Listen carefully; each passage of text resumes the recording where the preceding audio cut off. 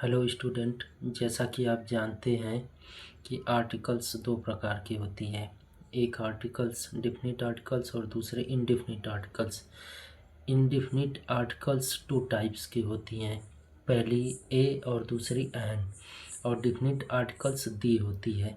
तो आज हम आपको इस वीडियो में बताएंगे कि द का प्रयोग कैसे किया जाता है और उसका क्या स्थान है। Example of the plus singular definite noun. The definite article है जो निश्चितता को दर्शाता है। जब कोई नाउन निश्चित रहता है तो उसके पहले द का प्रयोग किया जाता है। जैसा कि आप जानते हैं कि द निश्चितता को दर्शाता है। किसी भी वाक्य में वह नाउन को निश्चित बताता है, इसलिए उसका प्रयोग किया जाता है। निश्चितता के लिए उसका प्रयोग किया जाता है। जैसा कि आप देख रहे हैं, एग्जाम्पल आपको बता रहे हैं, the plus singular definite noun. Example, he is a boy, he is a boy. Here, यहाँ पर आप देखिए तो ए बॉय यह नाउन है। और दूसरी लाइन में आप देखिए, द बॉय इज इंटेलिजेंट। और दूसरी लाइन आप फिर से देखिए, द बॉय इज इंटेलिजेंट। यानी कि दूसरी लाइन में उस संज्ञा की विशेषता बताई गई है। यानी कि जो अ बॉय है पहली लाइन में, वो उसकी विशेषता the boy is intelligent.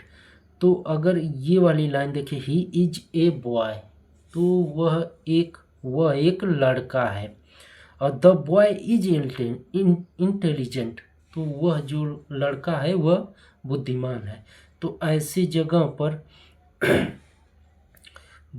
The का प्रयोग किया जाता है। इस वाक्य में देखिए, यह पूर्व चर्चित नाउन की ओर देखता है और उसके साथ जुड़कर उसे निश्चित बना देता है। दूसरे वाक्य में द बॉय है जिसकी चर्चा पहले वाक्य में हो चुकी है। नोट, दूसरे वाक्य में पहले वाक्य के नाउन की विशेषता बताई जा रही है। ही इज ए बॉय, यहाँ आप देखिए नाउन ए बॉय, बॉय में लड़का, वो नाउन है। The boy is intelligent adjective है। फिर दूसरा आप एग्जाम्पल देखिए, this is an apple, this is an apple. Apple noun है और यहाँ पर ए की ध्वनि, अ की ध्वनि, एन एप्पल ए की ध्वनि उत्पन्न करता है। इसलिए इसके पहले आप देखिए तो इंडिफिनिट आर्टिकल्स का एन लगा है।